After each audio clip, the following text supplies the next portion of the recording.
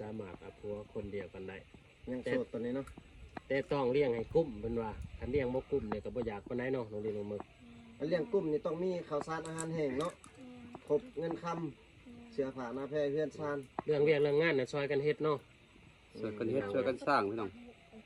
ส้นเพิ่นว่าขอแต่ว่าเอาไปแล้วบ่ให้ทุกข์ให้ยากพอปานใดหั้นนะเพิ่นว่าถึงว่าสิเป็นผู้เฒ่าผู้หนุ่มหรือว่าบ่มีเงินรับค่ำเดือนก็บ่เป็นหยังขอแต่ฮักแต่แพงกันฮักสำคัญก็คือว่าให้ฮักซ้ำๆกันเพิ่นว่าบ่ต้องให้ฮักผู้ใดน้อยผู้ใดหลายแต่มันสิอยู่นำกันยากฮักคือเขาว่าฮักปานในแตงแพงคือน้อยไข่พี่น้องเนาะครับคมคันบ่ฮักปานนั้นป้าบ่สาวมึงสาวดีเพิ่นบ่อยากเอาพี่น้องเอ้ย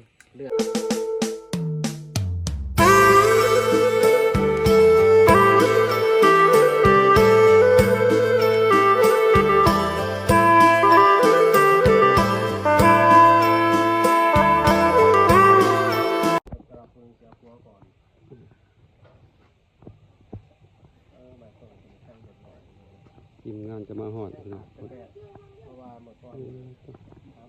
มาเบิ่งว่าเฮือนซาดีแล้วหรือยังบ่เพราะว่าเฮ็ดมาโดนเติบเลยหลายเดือนแล้วพี่น้องยังบ่ทันแล้วจักเทื่อพี่น้องอันนี้มันเป็นเฮือนซาดีไปลำเฮ็ดใหม่พี่น้องเ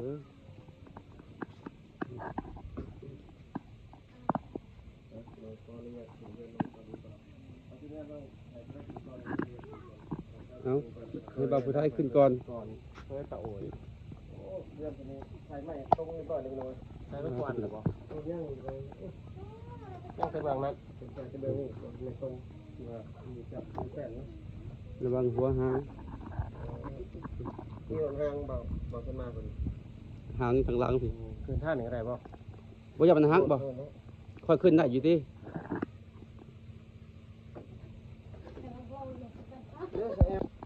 พี่น้อยบ่าวผู้ไทยขึ้นก่อนเลยยังแต่เบาไกลกับบ่าวไทยมายังตับหลังเนาะไปได้ไอ้คนขึ้นก่อนมันจะขึ้นก่อนก็สิขึ้นก่อนใช่มั้ยคนจะขึ้นน้ำหลังหมดใช่นี่พี่น้องต้องไต่ไปข้างๆพี่น้องเอ้ยบ่ซั่นกับป้าตัวอาจจะเสียวยันตกพี่น้องคุณก็ดูเองนะเขาดูลมบัดสุขสุขสบายดีเนาะสบายดีอ้าวน้องกับเราสบายดีคือคนผิดกันอยู่อยู่ไกลกันเนาะผู้บ่าวบ่เฮ้ยหรอญาติกันกินขนมเครื่องนี่คือว่าจะเบิดเนาะยังบ่ได้ซื้อใหม่บ่บางที่เนาะขายดีเนาะแสดงว่าขายดีเนาะน้องสาวเพิ่นขายสิเบิดล่ะแสดงว่าเล่นล่อถ่ารถน้ำพร้าววัดรถพระวางขนมเกี่ยวกันเลยทีนี้เราสนับสนุนช่วยน้องสาวดีเนาะซื้อเม็ดตะวันเนาะเม็ดตะวันนี่พี่น้องลงบนถนนเอาบดเลยเอาไปเลยไม่เห็นเนาะคือจะโตกับโตสองคนก่อนพี่น้องเจ้าอนุญาตให้ตีเอาอันนี้อนุญาตเลยอย่าบ่ทันอนุญาตน้องสิปรับใหม่คือบอกขนมแห่หอมเนี่ยอันนี้เป็นอนุญาตแม่เชียวตัวไหนกินนมได้แก้วกล้าอยู่คนเดียวเลยเอา2-3ทุกแสดงว่าอยู่ผู้เดียวแม่บ่อยู่เนี่ยเอากินตลอดเนาะแม่คันว่าสมัยบ่ได้ขึ้นมาทีเรากินแขกเนาะอายคือกันเนาะน้อยๆกูจักอายพี่น้องเอ้ยมันยังอายนะครับว่าน่ะกะมานกะมานตะแล้วแค่นั้นเนาะกุมารมันอายเนาะยึดจอกเลยก็ได้ทอกเลยก็ได้ก็พาห่มขึ้นลาในบ้านนี้เนาะบางคนมานอนบ่สักคนหรือมานอนดี3 คนสาวสะอาดจะนอนอยู่นี่บ่บ่ได้นอนเนาะน้องน้อยสาวน้อยสาวลอยสวัสดีพี่น้องสวัสดีครับคือบ่เห็นไผบัดนี้มาคือว่าแตกอยู่บนเข้ามาคือว่าเห็นสาวน้อยคือไปจังได๋ก็ไปเลยเมื่อเรามีผู้บ่าวบ่เราบ่อยากถ่ายเลยบ่เราบ่มีบ่กล้าเข้ากล้องบ่สาวน้อยเนาะสาวน้อยที่ว่าเจ้าว่างามบ่สาวน้อยสาวลอยเกี่ยงเด้คนดำเกี่ยงดำคือหางามไปแบบนะดำบางหว่าเนาะ สีชมพูหายากเพิ่นว่า บ่เพิ่น ดำบังว่าสีชมพูหายากเพิ่นว่า อืม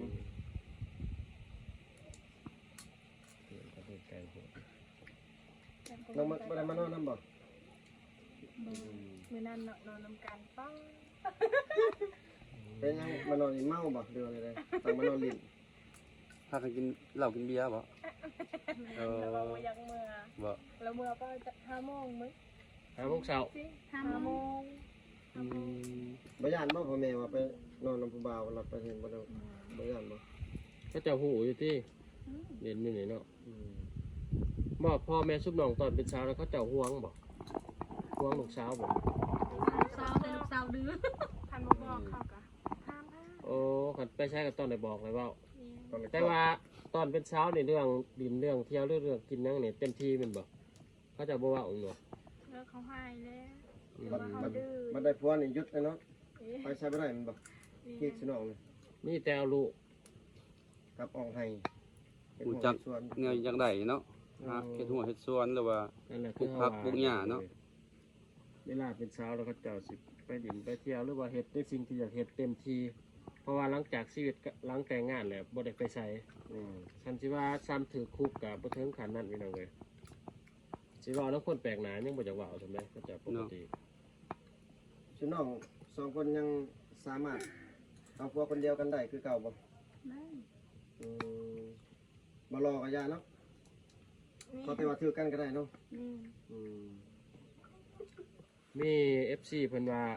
คันว่าเอ้าแท้อยู่เฮือนหลังเดียวกันก็ได้บ่เพิ่นว่า ทางตัง ขั้นห้องเอาบ่ มี FC คนหนึงคอมเมนต์ว่าเพิ่นว่าจะเฮ็ดห้องเดียวเพิ่นว่าสบายอยู่เพิ่นว่า ห้องเดียวแต่ว่าห้องใหญ่ เป็นเรื่องซ้ายก็เห็นเป็นขวาก็เห็นเพิ่นว่าเพิ่นอยากอันนั้นเพิ่นว่า ผัว ได้เนาะ ผัวนอนสิกลางบ่ อืม คันปกติเนี่ยเขาเจ้าถ้าว่ามีเมีย2คนในชนบทนั้นเขาต้องนอนคนละห้องหรือบ่ แม่คนห้องเจ้านอนเขาบ่ได้นอน แม่นนะพี่น้องเอ้ยเพราะว่าเห็นแต่ละบอนกัน แสดงว่าปกติมันแยกห้องเนาะ ที่ว่าแยกเนี่ยเขาเจ้าบ่มีพื้นที่ห้องใหญ่บ่หรือว่าเขาเจ้าตั้งแยก ตั้งเขาแยกว่าเฮือนกันใหญ่เขาบ่ได้อยู่นำกันเพื่อน โอ้ เฮ็ดหยังแบบกินข้าวกินน้ำเขาก็กินนำกัน ระหว่างชุนว่ามีเมีย2คนนี่ระหว่างเมียน้อยกับเมียใหญ่ผู้ใดเฮ็ดเวียกหนักกว่าหมู่ กินตามเนาะบางคนกับเมียน้อยบางคนกับเมียใหญ่ อืม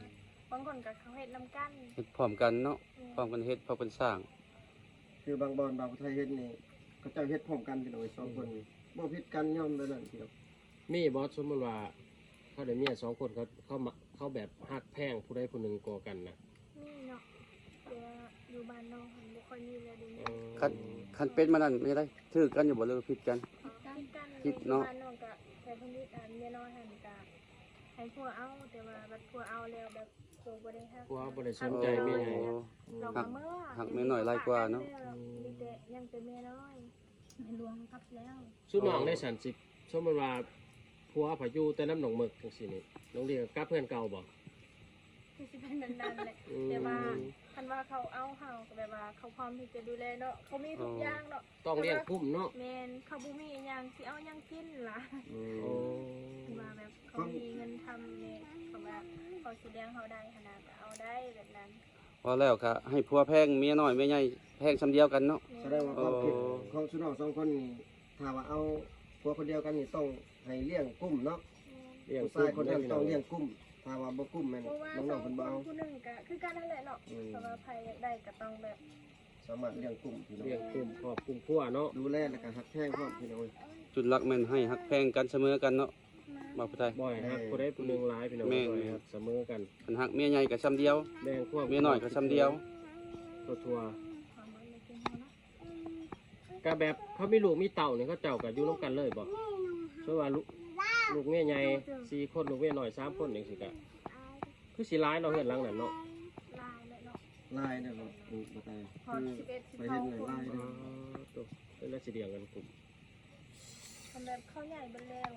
เขาเฮ็ดซอยเนาะลูกใหญ่เบนแล้วเขาก็เฮ็ดซอยจ้างเขาเมื่ออยากได้เงินได้คำรักษาให้พ่อแม่ซื้อข้าว เอ กิน อ น้ แบบนั้นนะใครแน่พี่น้ พร้อ อง มกันหาว่านี่คล้ายๆนะย่านว่าบางคนก็ลูกนั่งกินนอนกินเนาะคือเพิ่นว่าแหละพ่อแม่เฮ็ดครับ ลูกบ่ได้ช่วย ตาเราอยู่ ส่วนหลายผู้ชายนี่เขาจะเอาไว้ดุนบ่สู่ซอยเวียกซอยงานพ่อแม่เด้ตามมาเห็นคือว่า คือน้องมึงนี่แต่กลับมาที่นู่นบ่ได้ไปเฮ็ดเวียกเลยบ่ มอง อยู่เพื่อนคือน้องซาวดีนี่ก็บ่ได้ไปไสแล้วมีแต่เอาลูกกับค่ายเครื่องน้องดิ ในออมคือตี้สวนเนี่ย เค นี่ ยไปใส่เลย เออ พ่อแม่บ่ให้ไป บ่ให้ไปคือว่า ลูกสาวเดียวเนาะ เฮ็ด แสดงว่าปัญหาคนแพงกันได้ แท แน่ ง เลย ชาวบ้านนี่เลยบ่ได้ไป แพงลูกเนาะ แม่น บ่ให้ลูกเฮ็ดเวียกหนักบัดไปอยู่น้ำพัวได้ฉันเฮ็ดหนักเลยสิสูไว้เอา อันนั้นก็เรื่องธรรมดาหรือว่าเอาครัวดิอันนี้เฮาสิไปไกลแม่นไปไกลพ่อแม่ก็แบบบ่เคยให้ไปไกลขนาดนั้นเฮาบ่ให้ไป แบบนี้ ว่า คัน เอาครัวก็ฮู้แล้วว่าเอาครัวก็แต่งเลย ต้องทุกข์เนาะต้องพ่อนี่ต้องทุกข์เฮ็ดเวียกเฮ็ดงานเด้อ อ พี่น้ ยู่ อง ใส่ก็บ่สบายและต้องเฮ็ด แม่ต้องได้เฮ็ดได้สร้างเนาะ อยู่เพื่อนตัวเองก็ยังเฮ็ดเนาะ ขนาดเฮาเฮ็ดเฮาก็ยังบ่มี แน่เลยพี่น้องเอ้ยเขาเจ้าก็เฮ็ดอยู่แต่ว่าเฮ็ดแน่ใดมันกินนอนตอนหยามบ่หลายนี่กับบอลหาอยู่หากินหาเงินหาค่ำกับมันบ่มีบอลหาบอลเฮ็ดเอาเลยหาสืบมือไปแต่ละมื้อพี่น้องเอ้ย คือกรณีน้องผู้ไปขายเครื่องตามบ้านอื่นน่ะแบบลูกน้องไว้นำไผไว้นำแม่โอ้ พี่น้องยังไปขายอยู่บ่ ช่วงนี้ น้องคายอยู่ใช่เหมือนน่ะอยู่ในบ้านเอามางานแต่งนี่น้องบ่ได้ไปขายบ่ใช่ ไปกับสาวน้อย กำไรลายบ่เนาะ ได้จักแสนงาน แส น่ะ นกำไรครับ อาแซด โอ้ ให้ เนี่ย สาวน้อย ก็ได้เนาะ สวัสดีคุณละแสนนึง พอได้เก็บนะน้องเนาะแต่ละมื้อ แต่ก่อนบ่เฮ็ดเลย แม่น คนมาเฮ็ดมาหาพี่น้องที่แต่ว่าขึ้นบ่หลายคือเฮาว่านั่นแหละ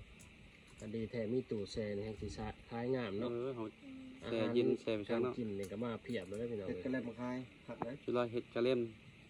ก็ได้ขาย อันนี้ กัน น้องขายแต่ขนมกับยาสูบกับเครื่องน้ำอัดหลอกอัดลบบ่ได้แก้ไข พอแล้วขายแต่อาหารแห้งๆเนาะเห็นบ่ อืม สารอาหารแห้งอยู่ แม่นเป็นสิ่งที่เป็นชิ้นแล้วเพิ่นเป็นเนื้อแล้วเพิ่นบ่ได้เอามาขายเพียงเลยเพราะว่าบ่มีตู้เย็นพี่เนาะ น้องเพชรก็ยังอยู่บ้านน่ะบ่อยู่เฮือนน่ะบ่ ที่จะคือกันอยู่เลยอันนี้ จังหวัดเราบ่ได้ไปเฮ็ดเวียกอยู่ไกลติ บ่ แล้วยังบ่ได้เอาผัวบ่ เพราะว่ามี FC เพิ่นให้ไปถ่ายอยู่นำปะไกเนาะแต่ว่า แม่น เจ้าบ่ได้ไป เราบ่ได้มานอนเฮือนเจ้าบ่บ่เช้าดีน้องแคทบ่ได้มานอนเฮือนเจ้าบ่ บ่ อ๋อ เราไปนอนใช้เฮือนอาญะบ่ เราไปนอนอยู่บ้านตะกอพุ่น อ้าว อืม คือฮอดคน มันตะกอพุ่น ตะกอ บ้านได้ซั่นบ้าน บ้านพัก โอ้แสดงว่ามันมี2บ้านเนาะบ้านติดกัน เดียวกัน จุ่มเดียวอีก บ้าน อย่าง บ้านตะกอ กระตั้งเนาะ โอ้หีดต่างแต่ว่า ทางนั้นก็กินเด้หรือแบบค่อยกัน เป็น กินเด้อันนั้นอยู่บ้านน้องบ่ได้กินเนาะ โอ้เป็นกาจำได้ขึ้นบ้านเดียวบ่แต่ตัวอย่างในบ้านอันเดียวบ่ในบ้านอันเดียวบ่กาจำคือเนาะโอ้ ถ้าก็เฮ็ดบ้านเดียวเลยเนาะ คือแหน่ ลูกบ้านเดียวเนาะเป็น เวลากินงะอะไรอย่างก็กินน้ำกัน โอ้ เวลามีเราในทางก็เป็นห่วงว่ามีแต่ทางบ้านเขาแหละกิน บ่ น้องบ่ได้กินเนาะคนว่าสิกินก็มีแต่ไปกินน้ำเขาเนาะ เอ้าแย่งกันมันนั่นเนาะ เจ้าก็บอกอยู่ติ เขาบ่แล้วเขาบ่ได้แบ่งทีม แต่ว่าแย่งมันนั่นเนาะเพราะว่าคือพวกอ้ายผู้ไปกันเวลาเฮ็ดวีดเฮ็ดคล้องนี่นะเขาคือเฮ็ดพูดให้แต่ละมันบาทเลย บ่ได้บ้านน้องเนาะคันว่าทางนั้น เขาเฮ็ดวีด เฮ็ดวีน เฮ็ดพูดซีนให้ เอากินบ่พร้อมกันนี่เรากินหงาเนาะ พร้อมกัน พร้อมกัน แต่แบบว่างัวทางนั้นตั้งเนาะทางนั้น อืมคือน้องแคทตัวนั้นยังบ่ได้เอาผัวเป็นเนาะแต่ว่าติดต่อกันบ่ได้น้องบ่ได้ไปเด่นน้ำเราบ่หรือเราบ่ได้ไปเด่นน้ำน้องบ่ ไปเป็นมาเล่าไม่ได้เล่าเป็นน้ำนองแต่เราก็ไปซื้อขนมย่างนะ เพราะ FC มันไปถ่ายน้องเพราะว่าบ่ฮู้ว่าน้องอยู่เฮือนนะบอกพี่น้อง น้องเพิ่นก็มีที่โทรศัพท์ นี่ อันนี้แท้ในเฟซเนาะเนาะนั่นเบิ่ง มีงานโอ้ พ่อแม่เรายังเบิดติอืม ชนะต้องไปอยู่คนต้องไปแต่ละ แสดงว่าแต่ละมื้อเรานอนเฮือนเราเองเนาะ ว่ามื้อนี้เขาไปใส่เนาะแต่ว่าเขายังคลำอยู่คนเชื่ออยู่บ้านน้อง อ๋อจักมื้อจังไปทางอื่น มื้ออื่นมันจังไปได้มื้อวานมื้อซื่น 3 มื้อแสดงว่าเนาะ คลั่มบ่ ค ออกบ้านบ่ได้ มันบาดเลย โอ้ โอ้ตามหีดคลองเพิ่นพี่น้องเลย ผู้บ่าวด้วยสามารถดินได้บ่ใช่ คนนอกเข้าได้เนาะแต่คนในออกบ่ได้ คนนอกเข้าได้คนในออกบ่ได้ หีดเพิ่นแต่ละบ้านพี่น้อง ไป เลย เฮ็ดเวียกบ่ได้นะ มัน เพิ่นหาเฮ็ดส่วนนั้นบ่ได้ โอ้คารับเนาะ เขาบ่งามเขาใต้บอกเป็นจัง โอ้ เนี่ยแนวนั้นก็มีพี่น้องเอ้ย หีดต่างกันแต่ละบ้านเนาะบ่ไกลเนาะ ตัวฮอดเองที่มันเอากันไปไหนได้บ้านแบบอยู่แต่ในเฮ็ดแต่งผักเขาแล้วนั่นไปตัวนี้สิก็ปักรีเลย อันนั้นน้องนี่เป็นแน่ได้เรื่องไม่เป็นนะพอน้องติดต่อหาเขาหรือบ่ แม่ก็จะว่าหากระได้ขึ้นภูเพราะว่าทางมันก็หากระแห้งนะตอนนั้นฝนตกตลอด ช่วงห น้ำ ลัง มันก็ นี่ ขึ้น ฝนตกเป็น เพ ทิศ ราะว่า พี่น้ ที่ อง ไป เอ้ย แก้ไม่ก็ต้องข้ามเซกับข้ามว่าได้แต่นั้นแต่ว่าฝนตก น้ำเซ่มันแห้งเนาะ แสดงว่าเขาเลื่อยแล้ว เขาเลยเบิดแล้ว แล้วเบิดแล้ว ยังบ่ได้ ต่างแต่ใหม่ยังอยู่ผู้อยู่ยังบ่ได้ไปแก่เอาเข้าไปแต่ว่านี่ผมนอนว่านะเพราะว่าเขาเจ้าเดือยใหม่คล้ายโดยเฉพาะแล้วบอกว่า เม็ดเท่าไหร่ ใช่หนู30 30 คันว่าเขามาส่งกับเดือน35 ดีแท้มาคนเพื่อนไม่สบาย เออ เล่นกัน5,000 5,000กัน มัน เท่าไรเป็นเม็ดอีกได้เนาะ ลายเม็ด มันหลายเม็ดก็โอ้เป็นล้านเป็น500,000ผมก็ หลายเติม นี่ถ้าทาเขาเจ้าเลื่อยแล้วแหละโทรหาอ้ายเบิ่งคันว่าอันนี้ก็พอดีชุมาสิไปเบิ่งเลยไปถ่ายคลิปให้พี่น้องเบิ่งเลยใหม่50แผ่นพี่น้องเลย เป็นไม้แป้นเนาะ ไม่เป๊ะ ไม้แป้น คันปูแล้วเนี่ยน้องเฮ็ดได้อยู่ที่เอาฟ้ามาแอมนี่บัดนี้นี่ เฮ็ดเอาเอง เอาตัวนี้ นี่ สารปลากระแตะพี่น้องเลย ได้เนาะ เล่นสร้างปักเตะ อัน ได้ อันนี้สารธรรมดาซื่อๆเนาะกระทา ทนอยู่ได้เคย ทนอยู่ ถ้าสารเงินมันก็ ทาสารลายหนึงน่ะมั่นได้บ่ไกล อ๋อ3 ทีกว่านี่ แม่นชาติที่แล้วก็เพิ่นเฮ็ดลายมาเลยเอิ้นว่าลายลาย ลายปี ตามมะเกาะนามมะเกาะ ปอเซงปอจิโนเนาะก็พอ อันนี้พระเจ้า สิลง สารลายหันซื่อ มีเนี่ยเละตะลงมานำเนาะ อารมณ์ดีเลย FC ว่าตลอด เวลาถ่ายคลิปนี่ยิ้มหัวตลอดเนาะว่าเก่ง คนบางหัวได้ผู้เฒ่า อืม ๆยิ้มแบบบ่โศกบ่เศร้าเนาะ อยากได้อยู่บ่หัวเฒ่า อยาก เอา ได้แต่คนเฒ่าบ่มัก คนเฒ่าบ่มักซิเนาะ แม่น ส่วนนาย FC เพิ่นนายย่านแต่ชุดน้องได้บ่มักเพราะว่าเขาเจ้าอายุหลายได้หลายปีเท่า พี่น้องกับผู้สาวเพิ่นเลือก บ่เกี่ยวเนาะอายุเนาะบ่ให้จริงใจก็พอ บ่ติเฒ่าบ่ติหนุ่มเนาะเอาได้เบิด บ่เอาขนมเด็กๆกัน บอก อย่าบ่มักผู้หนุ่มอยากได้แต่ผู้เฒ่าแสดงว่า40 ปีขึ้นไปเนาะ อืม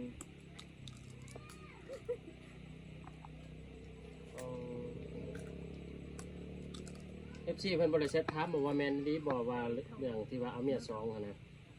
มาคอยให้บุญเอฟซี บ่มีเลย บ่มี FC บ่ น้องเป็นเฟซบ่แม่นแหละเนาะ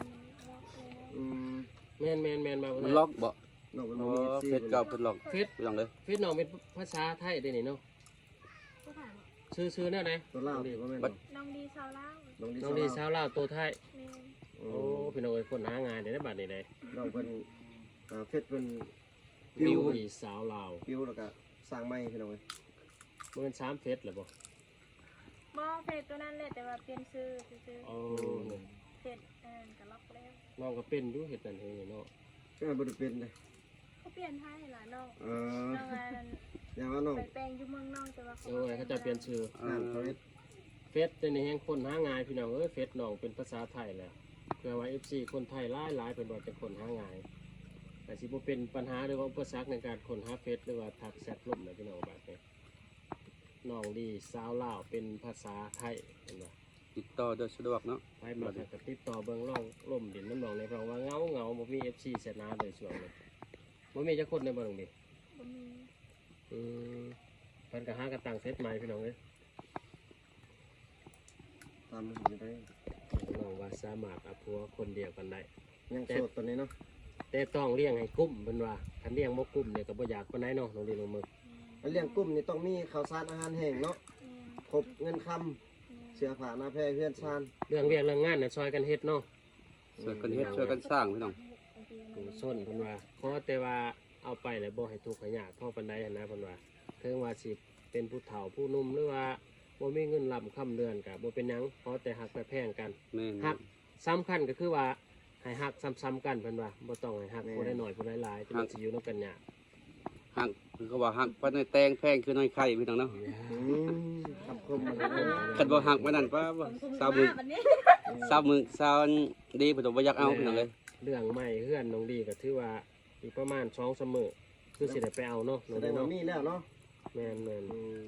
แต่รอ ๆคือว่ารอท่าติดตามเบิ่งนํกัน ตอนนี้เพิ่นก็ใส่ไม้ตรงแล้วบ่ได้มีแต่เอาแป้นมาแล้วก็มาตอกปกๆใส่แล้วก็อยู่ตอนนี้เพิ่นก็อยู่แล้วพี่น้องเอ้ย อยู่ครึ่งหนึงเนาะ ถามน้องเพิ่นว่าสิแอมได้บ่เพิ่นก็ว่าแอมได้พี่น้องไอ้ฟ้านี่ซานเองแล้วว่าน้องดีมันบอกพ่อน้องซานบอก ตามพี่ๆคนนี้ให้ จะ งาม ถามเบิ่งนํกันพี่น้องแน่ได้เฮาก็อยากให้น้องได้เอื้อนอยู่แน่บ่นะถ้าพอเจ้าเขาหน้าฝนยามลมแล้ว เรี ก็ ยนไวๆเนาะ อยู่ยากพี่น้องเอ้ยคนหนึงก็ขอบใจทางผู้ใหญ่ที่ว่าช่วยเหลือสนับสนุนตลอดเทื่อละเป็นช่วงพี่น้องเอ้ยถือว่าคลิปนี้ปิดไว้ซ้ำนี้ก่อนเด้อขอบมุกขอบใจพ่อแม่พี่น้องติดตามรับชมเนาะอยู่ดีมีแฮะพอกันใหม่โอกาสหน้าบันส่วน บ๊ายบาย บ๊ายบายพี่น้อง ทุกหมดจุดอารมณ์อันนี้